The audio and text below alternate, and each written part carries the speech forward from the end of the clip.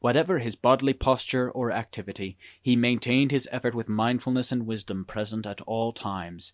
His heart was bold and courageous.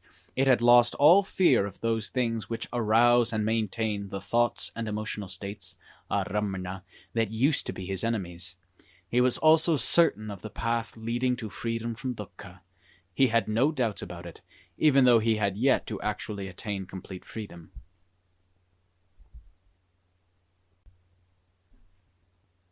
The Dhamma remedy. When Venerable Ajaan Khao became ill while he was living in the forests and hills, he was never much concerned about finding medicines to cure himself. He tended to rely upon the Dhamma remedy much more than any other method, for it was effective both for the body and for the citta at the same time. He would grasp the problem, fix his attention on it, and reflect upon it for a long time, much longer than normal. Many times he managed to overcome fevers by this type of treatment, until he became quite confident of this technique of reflective investigation whenever he felt ill. It started from the time his citta attained samadhi, when his heart became calm and cool. Whenever he had a fever, he would set up a determination to fight it unwaveringly by meditating with a completely resolute heart, a method that had always brought him clearly visible results. At first, when he had a fever, he relied upon Venerable Ajaan Mun to guide him in the correct method. Ajaan Mun told him that whenever his own heart had gained unusually great strength, it nearly always came during times of severe sickness and pain. The more painful the sickness was, the more easily mindfulness and wisdom spun round and round the body, quickly going to each and every aspect of the illness as it happened. There was no need for him to compel himself to look into the body at that time. He had no interest at all in whether he got better or not. His only concern was to strive to know the truth of all the painful feelings as they arose and swooped down on him at that time, using the mindfulness and wisdom that he had developed to expertise by continuous training. Sometimes Venerable Ajaan Mun went to talk with Ajaan Khao when he had a fever. He tried to make him think by asking a pointed question, saying, "Have you ever thought how in your past lives you experienced pain and suffering much more acute than this, just prior to the time you died? Even ordinary people in the world who have learnt nothing of Dhamma can put up with the suffering of an ordinary fever. Some of them even retain good mindfulness and seemly behavior, better than many bhikkhus. They do not groan and moan and restlessly move around, flinging their arms about while twisting and writhing, like some unworthy bhikkhus who, really speaking, should not be Buddhists at all. Bhikkhus should never put themselves in a position where they tarnish the religion of the Buddha. Even though experiencing great pain and suffering, some lay people have enough mindfulness to control their manners so that they are seemly and respectable, which is quite admirable. I once saw a sick layman whose children asked me to visit him as he was beyond hope of recovery. They said that their father wanted to meet me and pay his last respects to me, giving him something to keep in mind and to raise up his heart when he came to the time of his death. When I arrived at the house, no sooner had their father seen me walking up to the place where he was lying down than he managed somehow to quickly sit up by himself, his face beaming and happy. He managed this in spite of his illness, and in spite of the fact that normally he could not sit up without assistance. Actually, at that moment, all symptoms of his illness had disappeared, though there were enough indications left to show that he was quite seriously ill. He bowed down and paid homage with cheerfulness and joy in his heart, his manners and general behavior being seemly and beautiful, which startled and perplexed everyone else in his home. They all wondered, how could he get up by himself? Normally, to move a little bit to a new position while lying prostrate, we have to help him all the way with great care, fearing that otherwise he may be hurt or perhaps die right then. But as soon as he saw you coming, Venerable Ajaan, he got up like a new person, not like one who is about to die any time." They were amazed, for they had never seen anything like it before. Later they came to tell me that he died shortly after I left him. He was fully conscious right up to the last moment, and he seemed to die peacefully, as though he had reached some state of happiness. As for you, your illness is not as severe as that man's, so why are you so careless and unmindful about examining and investigating your situation? Or is it your laziness that weighs your heart down and makes your body weak and flabby? If many Gammartana bhikkhus act like this, people will criticize the way of Buddhism. The way of Gammartana will fall apart because none of the bhikkhus can put up with difficulties, since they are all too weak and flabby. Their Gammartana is also weak and flabby, so they are just waiting on the chopping block for the Kilesas to come and chop them up and make a salad of them. The Lord Buddha did not proclaim the teaching of mindfulness and wisdom for lazy, weak, and flabby people who merely look at their sickness without thinking, searching, and investigating in terms of Dhamma. The death of such a weak and lazy person would be of no consequence. In fact, it's no more worthy than the death of a rat. Don't bring the attitude of a pig waiting casually on the chopping block into the sasana and the circle of Gammartana bhikkhus. It makes me feel ashamed in the face of those lay people who are more worthy than such bhikkhus. I even feel ashamed in the face of the rats that die peacefully, because they are better than bhikkhus who become weak and lazy when they have a fever, and then die without any mindfulness and wisdom to look after themselves. You should try doing some investigation to see whether the Dhamma truths, such as the truth of dukkha, are really true or not. How true are they, and where is their truth to be found? Does the truth dwell in the carelessness, weakness, and laziness that you are promoting at present? These tendencies are just promoting the cause of dukkha so that it accumulates in the heart, making you stupid and preventing you from rising out of it. It is not the way of the path, which leads one entirely to the cessation of dukkha. I boldly proclaim that I have gained strength of heart at times of severe sickness by examining the dukkha that arose within me.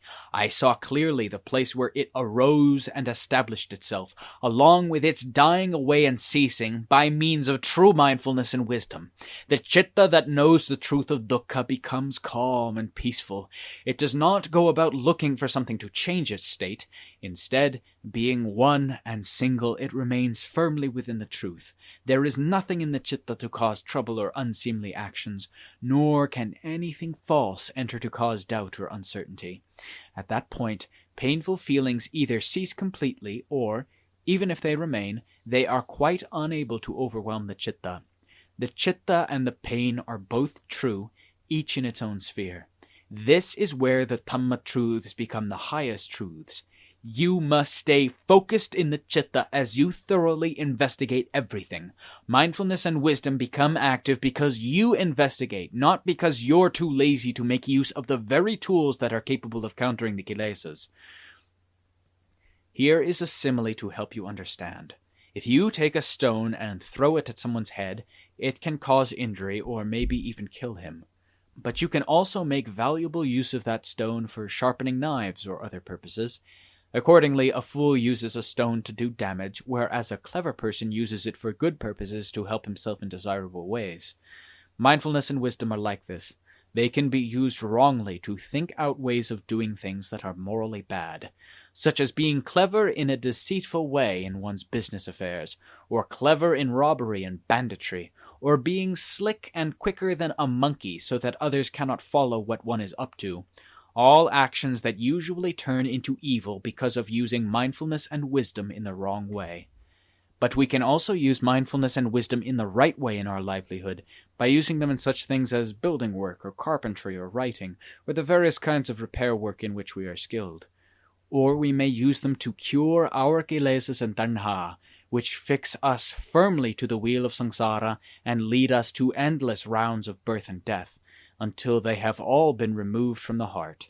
Then we become purified and reach the state of freedom, nibbana. It may happen today, or this month, or this year, or in this lifetime, for it is not beyond the ability of human beings to attain this, as we can see from the examples of those clever people who have done so from the time of the Lord Buddha up to the present day. Wisdom brings endless benefits to those who have enough interest and incentive to use contemplative thought without fixing any bounds or limits to it. Mindfulness and wisdom have never deceived people by leading them into a state of despair with no way out.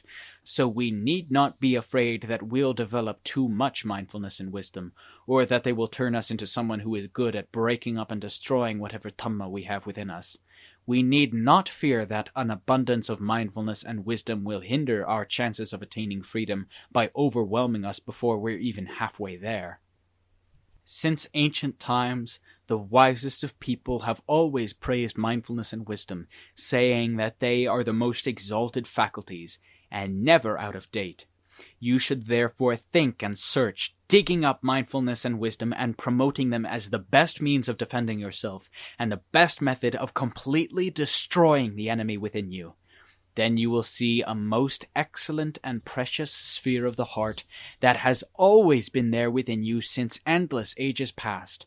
This Dhamma that I am teaching to you comes entirely from the Dhamma that I have experienced directly as a result of investigating it thoroughly. It is not based on guesswork, like scratching without being able to locate the itch, for what I teach comes from what I have known and experienced with certainty. Those who want to get free from dukkha, yet are afraid of the dukkha that arises within them and so refuse to investigate it, will never be able to get free from dukkha. The way to Nibbana depends on the truth of dukkha and the cause of dukkha as the means of going forward on the path. The Lord Buddha and every one of the Savaka Arahants attained the fulfillment of the path, fruition, and Nibbana by means of the Four Noble Truths. Not one of them failed to pass completely through these noble truths. At this time, some of these noble truths are quite clearly and openly displaying their true nature within your body and mind. You must investigate these truths, using mindfulness and wisdom to get to really know them clearly. You must not sit back and merely gaze at them, or you will become an invalid in the area of these Dhamma truths, which have always been true since the beginning of the world. If we Thutanga Kammatthana bhikkhus cannot face the truth that is displaying itself so clearly to us, who else will ever be able to face up to it and know it? Those in Kammatthana circles are closer and more intimate with the Dhamma truths than anyone else, so they should be able to realize their true nature before others do.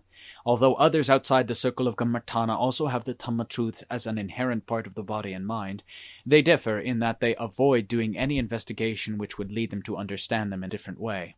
This is because their position as laypeople affords them less of an opportunity to pursue these practices.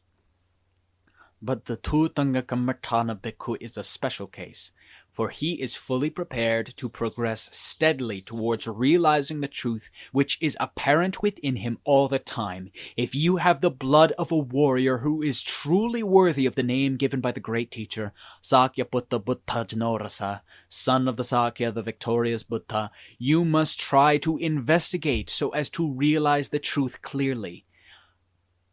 Right now, the truth about painful feeling is announcing its presence within your body and mind in a clear and unmistakable manner. Don't let the opportunity presented to you by this pain pass by uselessly. Instead, I want you to extract the truth from that painful feeling and bring it up for mindfulness and wisdom to analyze. Then mark it well so that it makes an indelible impression on your heart. From then on, it will act as an example to show that you have now gained a clear understanding of this first of the four truths that the Lord Buddha proclaimed throughout his teaching, namely the truth of dukkha. You will have gained this understanding by means of your mindfulness and wisdom in a way that leaves no room for doubt. This will happen as you endeavor to make knowledge of that truth steadily develop, thus increasing your understanding until every bit of doubt has disappeared. If you strive to do what I have just taught you, then although the fever in your body increases, you yourself will appear to be perfectly well and fit.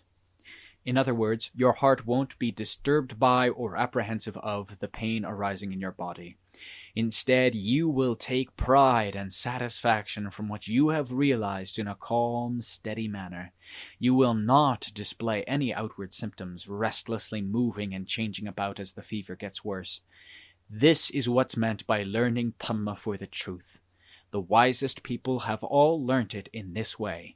They do not wishfully imagine the types of feelings they would like to have, thinking how they would prefer this or that kind of feeling according to their desires, all of which merely accumulates the cause of dukkha, thus making it increase and grow much stronger.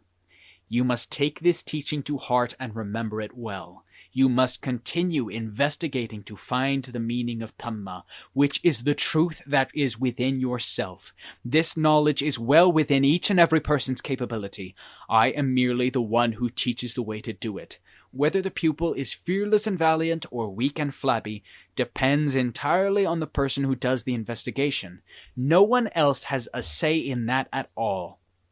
Well now, it's time for you to live up to your teacher's expectations. Don't just lie there like a foot-wiping rag, letting the kilesas come to stomp all over you and beat you out flat. This would be disastrous and bring nothing but trouble in the future. Don't say I haven't warned you.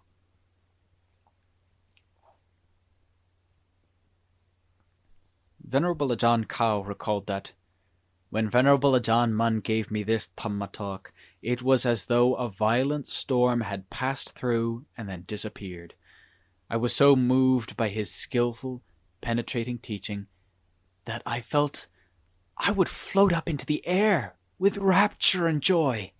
Nothing else could have been so valuable to me at that time.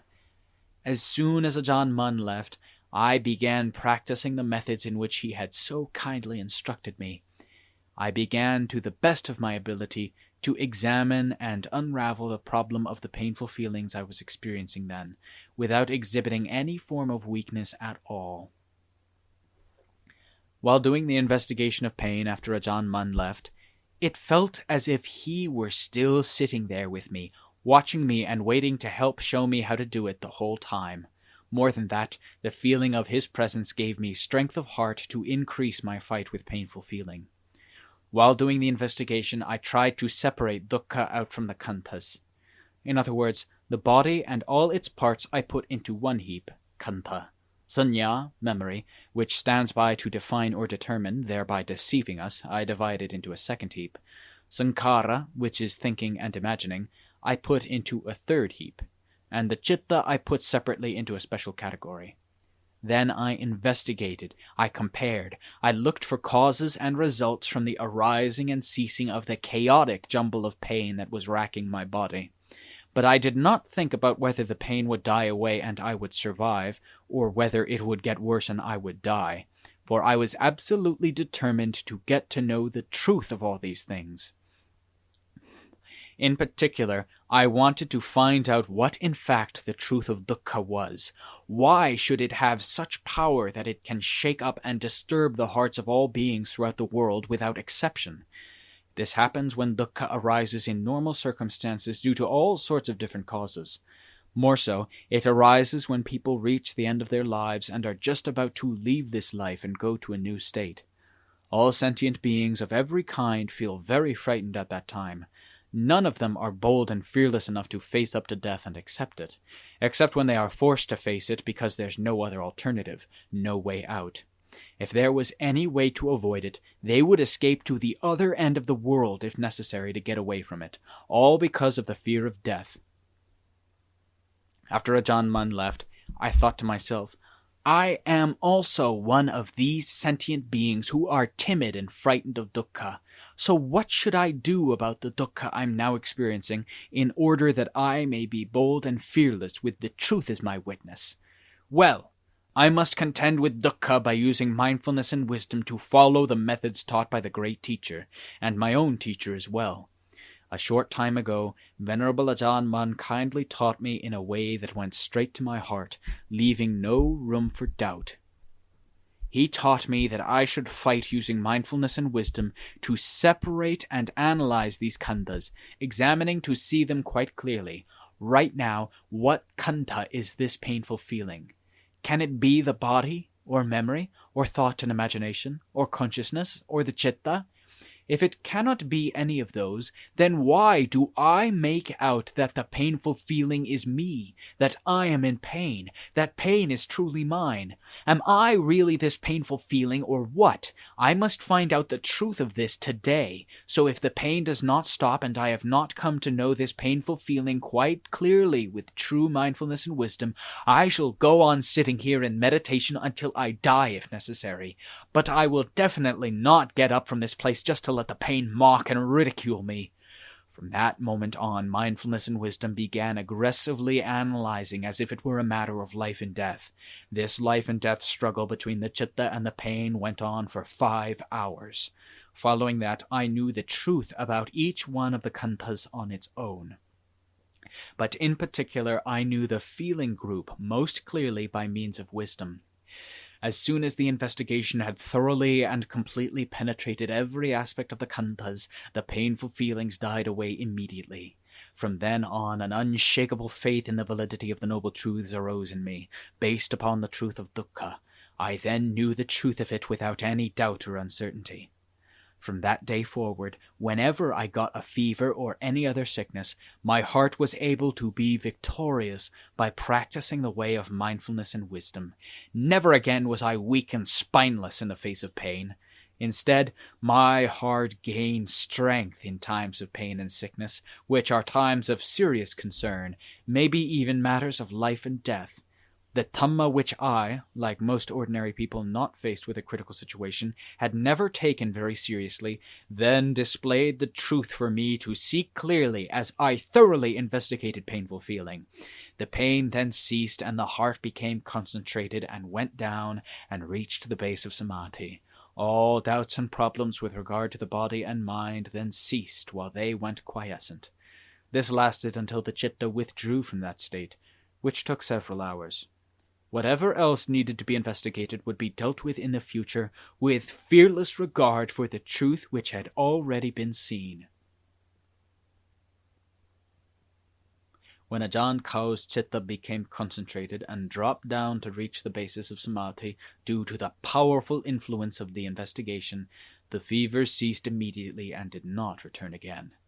He said that it was quite extraordinary how this could happen. In regard to this, the author believes what Ajaan Khao said without question, because I have also done such investigations in a similar manner, and have experienced the same kind of results.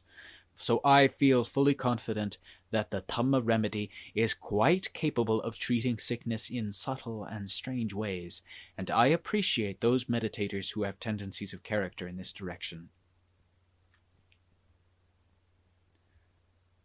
Most of the Tultanga Kammartana bhikkhus like to do such investigations as a remedy for their own body and mind when they become seriously ill with painful fevers. But they like doing it quietly on their own, and they don't readily tell other people about it, except their friends who are also doing the practice in the same way and who have similar characters. With them, they can talk intimately about these things. It must be understood, however, that the aforementioned practice of curing diseases by using meditation should not be taken to mean that all diseases can be cured by such methods. Even the bhikkhus who practice them are by no means sure which diseases can be cured in this way and which cannot. But regardless of what happens, they are never indifferent or neglectful about the changes taking place within them. Even when it happens that the body is going to die due to a disease, they must also use the power of the Dhamma remedy to make sure that some of the diseases of the chitta, meaning some of the kilesas and asaras, die at the same time. They are therefore relentless in their investigations into the various diseases that arise, both in the body and in the chitta. They believe it to be an important and necessary duty in connection with the khandhas and the chitta, which they must investigate and accept responsibility for, right up to the last moment.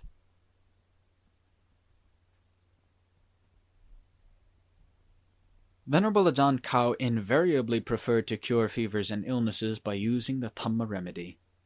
At one time he was staying in a hilly part of Sakon Nakhon province, which at that time was infested with malaria.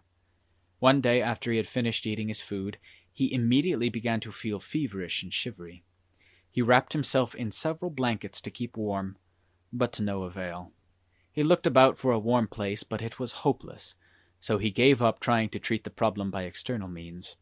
He decided instead to treat it internally, by means of Dhamma, which he had already done successfully in the past. He told the other bhikkhus who were with him to go away and leave him alone. They were to wait until they saw that he had opened the door of his hut before coming to see him again.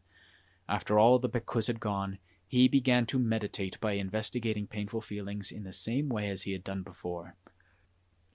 He started about 9 o'clock in the morning, and went on until 3 o'clock in the afternoon before he was finally successful. The fever died away and he was cured. At the same time, his chitta became concentrated and dropped down until it reached its natural level, where it rested for about 2 hours. Finally, at about 6 o'clock in the evening, he left the place where he had been practicing samadhi meditation, feeling a buoyancy of body and heart without anything left to cause him trouble. The fever had completely gone, and his chitta had become bright and skilled with wisdom, standing out prominently within himself. He has lived with the Vihara Dhamma ever since then.